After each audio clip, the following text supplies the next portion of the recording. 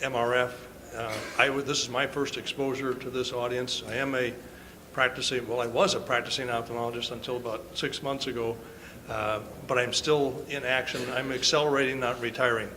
I'm going to introduce the panel, my colleagues, my friends, because I'm here representing North Carolina. North Carolina's ophthalmologist, North Carolina's Deputy Secretary of the Department of Health and Human Services, but I'm here also to represent the Huntersville community.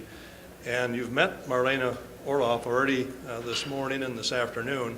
She's a medical oncologist, as you know, from Jefferson, but she's also very impassioned, been very personally involved with Huntersville, has visited the community and knows what's going on.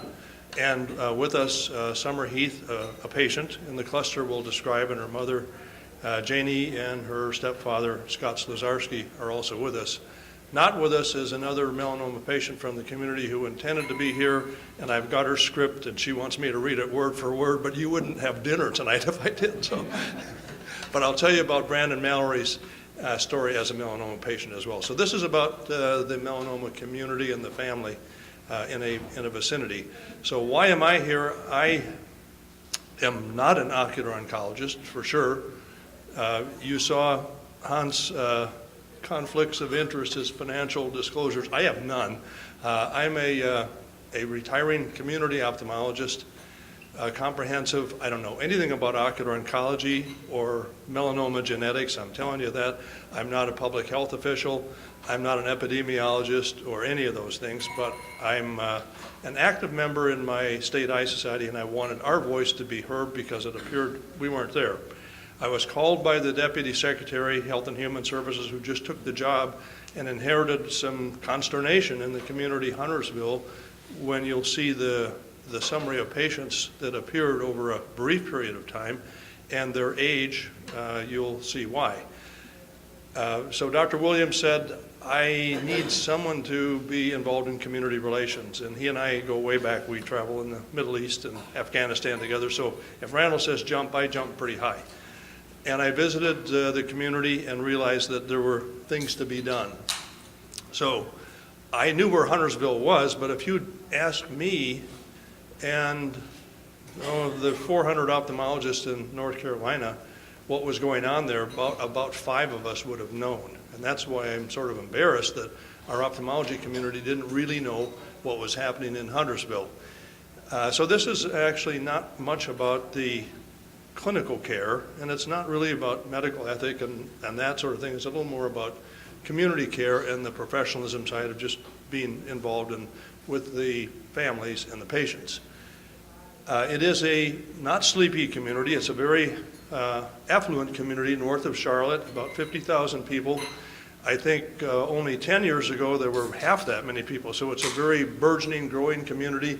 Beautiful lake, resort lake. I think the Carolina Panthers football team lives out there, and the bankers of Charlotte live out there too. There are 4 schools that are in this metropolitan area, really, 4 high schools. And so this is the situation. They have Harvey's there, and they've got a nice lakeside resort, but this is a small suburban North Carolina city. And here's what we find, and I think we'll focus pretty quickly on the age at diagnosis. This is atypical, for sure. They had scattered by then, so they weren't all still living in Huntersville, but 3 of these girls, identified under 30, or 30 and under, went to the same high school and overlapped or were there within the same roughly 10-year span.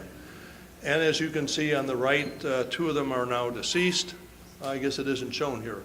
I cut it off, but 2 of the girls are deceased, and Summer is with us, and the other 2 young ladies are both in the healthcare profession, and they stay involved in the Huntersville community. So this is, whether you call it a cluster or not, and I believe the North Carolina Cancer Registry says that this isn't a cluster because there's something, these happen, but this is a unique population for sure, and the age at onset is quite striking.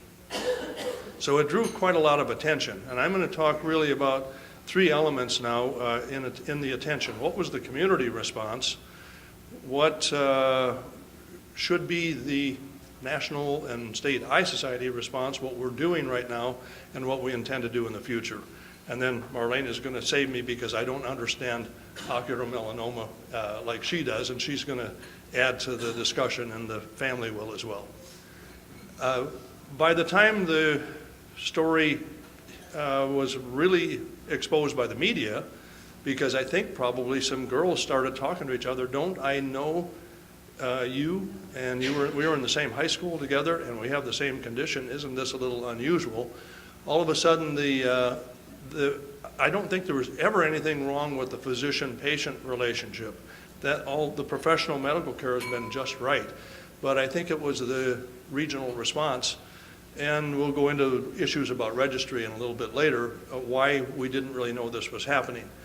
A support group quickly formed amongst mothers and fathers and family members, and they held a charity event. Dr. Williams, my colleague, came, and after he was there, he said, we need to do something more. Marlana and her colleague, who we've heard about, Dr. Sato, came from Wills because they had cared for some patients and brought a professional passion into the community. We had widespread media attention that spread the word more than the professional ophthalmology community did. And there was an institutional response that most people would say was insufficient, and it didn't really answer the community's questions. And I'm not going to get into the environmental factors that are associated with geographic clusters. Most research has never found anything significant. The state and the county and the schools maybe dissented a bit in responding. I don't think that's pertinent to today's discussion, other than to say that the community, the school system, the families are still looking for answers.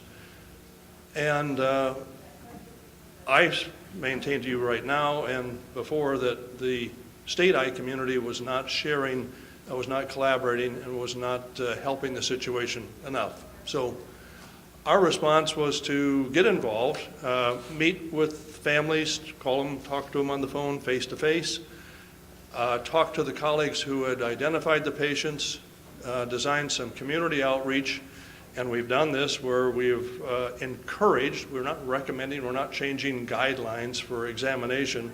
We're not saying that every 25-year-old young lady needs to have an eye exam, but if there's anxiety or concern, go to your community eye care provider and get examined. If you can't afford it or it's not accessible easily, we'll do that for you. So we have a design set up where my practice in the central part of the state, University of North Carolina, Chapel Hill, and a major practice in Charlotte, large practice, will be accessible and will be affordable. In other words, complimentary exams will be available. Not just for students, but if it's a teacher or a principal or a janitor, we want the community to know that we're ready to see them. We're going to do much more internal discussion within the ophthalmology profession so that we share insights and we share referral strategies. It's been learned that there is a brachytherapy capacity in Charlotte, 15 minutes away, and most people didn't know that, it appears.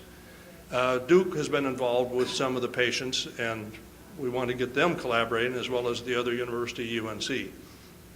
So the discussion is raising eyebrows in national meetings. I was in an international meeting with colleagues from Europe and Asia, and they're saying 5 from the same community, about a 15-mile radius, all under 30, that's unusual.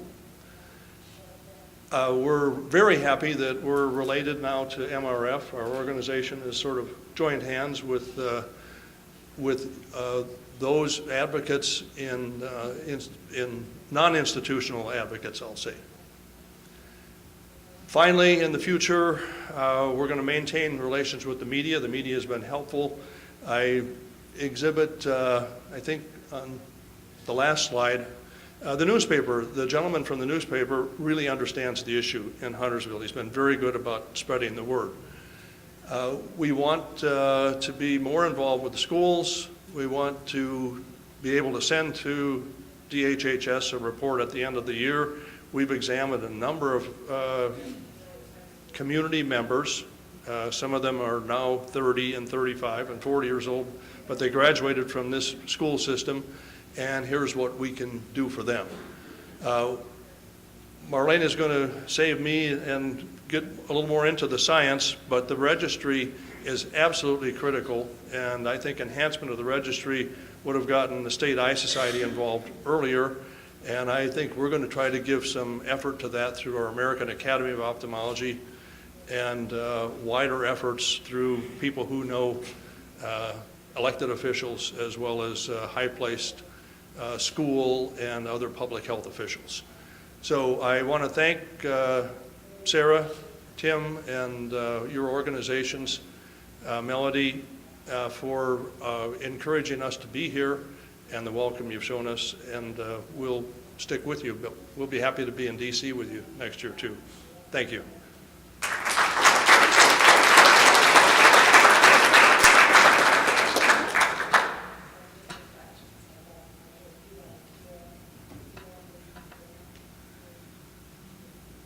All right, so again, for those of you who are just joining us, I don't think that's anybody, but I'm Marlana Orloff. I'm kind of new to the uveal melanoma team at Jefferson. Though I've been there for about 2 years, I just joined faculty fully just this past July. So I'm going to talk a bit about epidemiology, etiology, cluster detection, and a case for a rare tumor registry. I got nothing to disclose. So some of you may recognize the rest of my team, Takami Sato, Dave Eshelman, Karen Gonzalez, some of our nurse research staff, Renee Zielinski, who I'm sure many of you send discs to fairly frequently. So this is our team. So what we know, already today you've heard a lot about the background of uveal melanoma and uveal melanoma basics, but just to recap, it's rare. Though I will tell you, having done all my training at Jefferson, uveal melanoma is not rare to me. When I first actually read the first papers talking about incidence, I was like, wow, this disease is rare. But even as a resident, as an intern, taking care of Dr. Sato's patients, I've seen uveal melanoma for pretty much my entire medical training. So it is not a rare cancer to me. It is, again, the most common primary intraocular tumor. Incidence we've heard about 7 per million per year. Approximately 2,000 new cases diagnosed annually, median age being 60. Overall survival can be quite varied based on kind of all the stuff we've heard today about genetic prognostication and such. Interestingly, though, I will tell you that a lot of this information is based on what is reported to the SEER, what's called the CINA national databases, or single center experiences. And we will talk in a minute about why actually some of these numbers may actually not be entirely accurate. So again, what we know, more common later-eyed people, more common in Caucasians. Males to female ratio probably equal, though there's some sign that there may be a little more in males versus females, depending on a few series. Very rarely hereditary, though there is something called BAP1 syndrome, which we didn't really talk much about today. But I won't go into that much, and there may be a loose connection with some of the BRCA syndromes. What we don't know, what causes it? There is a lot of literature out there, and I've read quite a bit of it. This is what I'm about to run through right now is probably about a quarter of what's out there, but in many ways the end result is we still don't know. So there is intermittent chronic ultraviolet light exposure. End result, we're not sure. Trends in where you live geographically, we're not sure. Host factors, UV radiation, we're not really sure. Occupational exposure. Arc welders is kind of the only thing that's ever statistically significantly fallen out. How many in the room are arc welders? Okay, exactly. And also the occupation of cooking. In most of the cohorts, case control studies that were done in Europe, it was back and forth about whether or not cooking was an increased occupational risk. How many people in the room cook? Okay, all right. So, so again, the long and short of it is we're not sure. Host susceptibility factors, this again having to do with light eyes. That's kind of one of the only things that ever really kind of falls out. But that's not something you can really change unless I guess you wear color contacts from birth. Hormonal exposure, so you know, we do know a bit about hormones and at least cutaneous melanoma, and melanogenesis thought to be somehow estrogen related, but a lot of the literature, again, they looked at number of pregnancies, age of menarche, and again, not really a true risk factor. Pesticide exposure, no. Blue light. So this is incrementally a issue that gets brought up. So maybe not necessarily just light from the sun, but what about the fact that everyone looks at their iPhones for, 20 out of 24 hours a day? If it was as simple as that, then ocular melanoma probably wouldn't be so rare, right? I mean, if it's the sun or your iPhones, this should be the most common cancer. So again, while there's some literature here, it's not very conclusive. Again, another meta-analysis. This is an interesting paper, which I'll go into. So this is a gentleman, Gary Schwartz, he's down at Wake Forest, who just happened to have an interest in rare cancers and looked to see where ocular melanoma is most common in the country and what is it about that part of the country that may suggest increased incidence. I'll go into a little bit of that paper.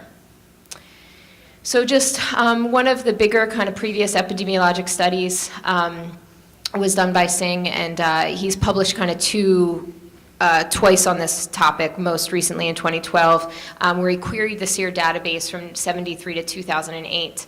And he reported on 4,070 cases, but he notes that he only included cases of the uveal tract, and cases were excluded if it was site unspecified.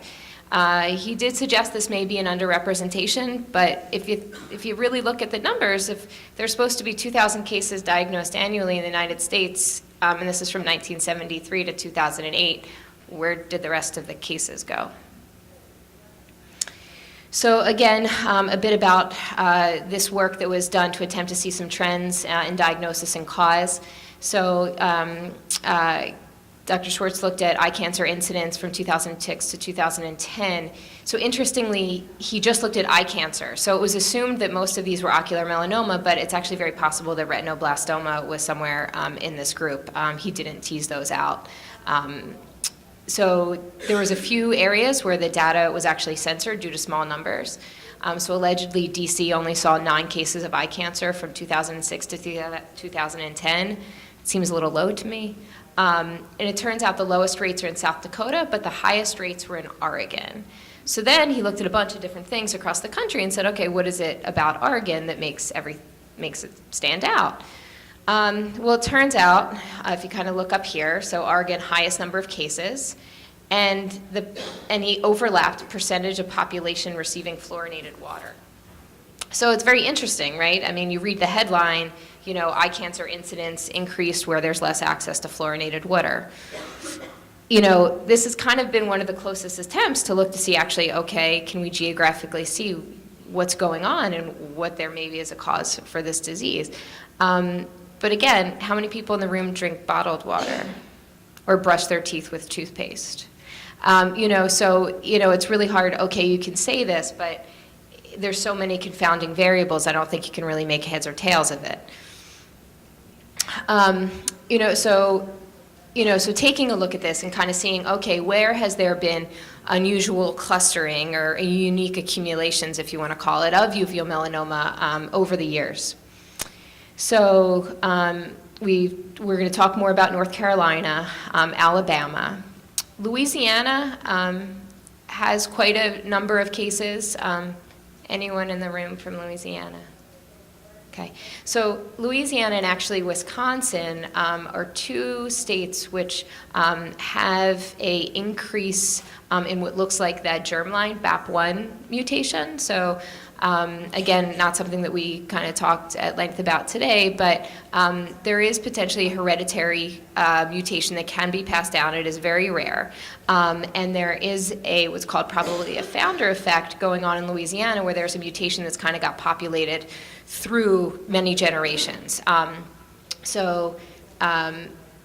this is different than what we're seeing here and here, as far as we can tell. There's a cluster that's recently come to my attention in southern part of Indiana, which we're investigating.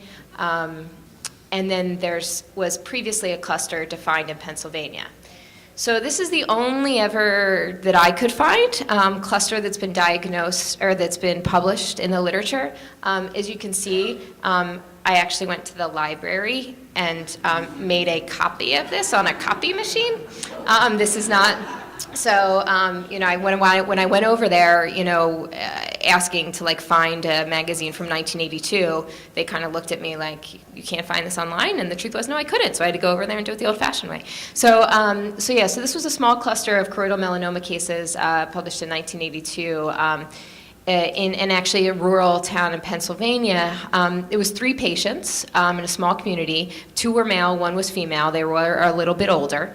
And they compared it with another community that had allegedly no cases of ocular melanoma. So the interesting thing was, so this paper went on to actually sample the water in the town where the 3 patients were diagnosed, and they gave the water to mice. And then they looked at the mice, and it turns out there was actually a good bit of those mice that developed lens opacity. So it was kind of like a pre-cataract. None of them developed choroidal melanoma, but it was something, and none of the 30 controls actually showed such lesions. So there wasn't actually much in the way of follow-up after this, but I thought this was actually a very interesting thing in the literature that not many people talk about.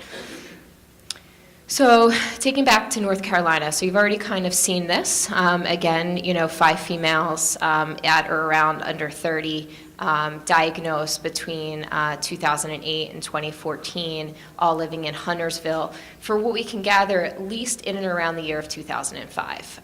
What I want to call your attention to is, though, they were all, so 3 were living in North Carolina at the time of diagnosis, 2 were living in South Carolina, and where the diagnosis was made kind of varied, some in Philadelphia, some at Duke. This is another cluster that we've defined. So kind of once that first cluster came to my attention, maybe it's because I'm a young woman, but whenever I would see a new young female patient, I would very specifically ask, do you know anybody else with ocular melanoma? And often like, oh, well, I have friends on Facebook, you know, but occasionally they'll say, yeah, actually, you know, I know so-and-so. And we did have one patient who's like, yeah, well, both of my college roommates have ocular melanoma. And I was like, well, that's suspicious. And it turns out, yes, so 3 girls diagnosed again at a little older, so the oldest patient being 42 here, but we're all college roommates at Auburn University between 83 and 93. Again, diagnosed here with a little bit of a larger gap. 2 diagnosed, or sorry, they were living in Alabama, this one living in Tennessee, 1 diagnosed at Wills. Sorry, this kind of got broken up. 1 diagnosed in Alabama and 1 diagnosed in Tennessee. So I don't know how many of you know what this is. This is fancy statistics. So basically, you know, when we first saw this, what was going on in North Carolina, and so ourselves actually, as well as the families at the same time, were kind of going to the state and saying, hey, is this on your radar? What's going on? And they generated a report. And basically what they do, and this is how all state registries approach investigation of cancer clusters, is they look to see what is the expected number of cases and what was actually been observed. And basically the long and short of it, all this is that if the observed number of cases is greater than what's expected and is statistically significant, that statistically defines a cancer cluster. Well, they looked at Mecklenburg County, and what's called the standard incidence ratio, the SIR, was 0.7. And this was less than 1 and actually within the confines of what's called the confidence interval. So in Mecklenburg County, technically, it was statistically defined as not a cancer cluster. In Alabama, they actually did statewide and actually only looked at females. This is actually greater than 1, so there was suspicion that there may be an increased incidence, but because this crosses 1, it's actually not statistically significant. So despite kind of, you know, how impressive the charts look, when you actually look at it, these actually were not defined as cancer clusters. But I think I figured out why. So there's pretty significant issues with case reporting, talking about accuracy, timing, and too few numbers. So this is actually direct quotes from the North Carolina report. So they admit that the incidence rates may be underestimated because they don't have complete cases for 2012 and 2013. They also noted that they had not any data yet for cases diagnosed in 2014. Also, they noted that cases diagnosed out of state and country and maybe receiving treatments in North Carolina were not included as they are not required to be reported. So then when one looks at the details regarding the individual cases of the cluster, none actually, by definition, would have expected to be included in the observed cases because one was diagnosed in 2014, 2 lived in South Carolina at the time of the diagnosis, and 2, though living in North Carolina at the time of diagnosis, were diagnosed in Philadelphia. So technically, none of those 5 cases would have actually been included in the observed cases. So that's problematic. And then when the state was also asked to provide a report that would break down the observed and expected incidents based on age and gender, because that's really what we are interested in, the data wasn't able to be generated because there was too few cases. So some other issues with case reporting. As of last year, oh sorry, that should say 2015, we all switched to ICD-10 from ICD-9, and there's not actually a definitive code for uveal melanoma. So if you look up ICD-10, and there's a way to look it up on the kind of government registry, if you type in choroidal melanoma or uveal melanoma, there's no ICD-10 code. So what you actually have to code for is choroidal ciliary body or iris neoplasm, which is a C69.3 code, or melanoma of the face unspecified. So if you want to get your histology right, you're going to code this. If you want to get your location right, you're going to code this, but there's actually no code that really brings them together. And that's problematic. I mean, yes, truthfully, most choroidal neoplasms, unless it's metastatic to the choroid, are going to be a primary choroidal melanoma, but it's a shame that we couldn't put those into one actual concise code. The other thing to note is that most cases that get reported to the cancer registry are accompanied by a pathology report. And as we've heard today, eye melanoma is really a clinical diagnosis, and there's often not a histologic diagnosis. So, and then current reporting of cases to the registry, regardless, do not include much other than the fact that this was diagnosed. So just a little bit about the history of investigating cancer clusters. So this was a report that was done looking at the last 20 years, and this is just the number of cancer clusters that have been reported to different states, how many actually are confirmed, kind of based on that statistical definition, how many actually had an associated environmental exposure, and then actually the number that they actually defined an established cause. And this was shipyard workers in North Carolina who got mesothelioma from asbestos, which was kind of not that difficult to figure out because we knew that asbestos caused mesothelioma. We just had to figure out that the shipyard workers were getting exposed to it. The problem with ocular melanoma is we actually don't know what carcinogen to look at, so it's very difficult. There was a group, so I think Michael Goodman is actually here at Emory. I don't know if anyone in the room has worked with him, but he actually was part of a team that put together a cancer cluster investigation review of past and proposals for the future, which basically said the way in which we investigate cancer clusters is archaic, and we need to get into the 21st century. So a couple of their recommendations were registries for evaluating cancer clusters needs to have rapid case ascertainment. So it doesn't really make sense if it takes 10 years for a case to get reported to a cancer registry. If you're looking for real-time cluster surveillance, that's too much time. Reconstruction of residential histories, I'll talk about why that's important in a second. This goes into then application of something called spatial analytics, which we'll talk about. And then the registry really needs to be continuously monitored for any trends. So my proposal for the registry, in addition to what you've kind of heard today, is that there really needs to be a national, if not international, UM registry. Cases should be directly entered by participating sites, and the good news is we heard, there may be 50 ocular oncologists that make this diagnosis around the country. It's not like breast cancer where there's hundreds, or if not thousands, oncologists making the diagnosis. I mean, we really need to use that to our advantage, and there's limited diagnosing and treating centers, so there's really no reason why we can't all get together and do this together. And that would allow for accurate and quick case reporting, real-time incidents and cluster surveillance, and then, just endless prospective and retrospective investigation. So this is just, oh, sorry, it got cut off. So this is just be like a very sample kind of data set of what we could obtain. So obviously much more than what is currently reported to the registry. So we're talking about demographics, like the normal stuff, and it's kind of all down here. Host factors, lifetime residential history, which will be very important as I'll show you, tumor characteristics, whether or not they had pre-existing nevi and how they may have changed over time, when they develop metastasis, tumor genetics, details of primary treatment, if they got adjuvant treatment, if they participated in a clinical trial, when they relapsed, previous ocular history, such as trauma or anything like that, occupation history, hobbies, history of other cancers, family history, if there's death, date and cause, histologic information, medication use, radiation exposure, surveillance schedule, UV exposure, whether it be sunlight, blue light, and other things, other toxic or environmental exposures, and other medical history.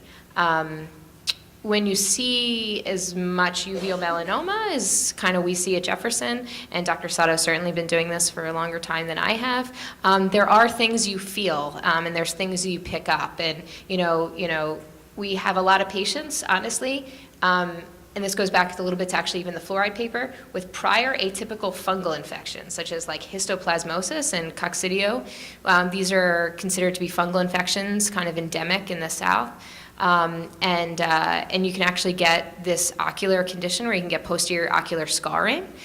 In talking with the Shields, they've never seen a case of ocular melanoma come from posterior ocular scarring, but we occasionally will biopsy people's lung nodules if we're suspecting potential uveal melanoma, and we've had more than a handful of cases where it's turned out to be an atypical fungal infection.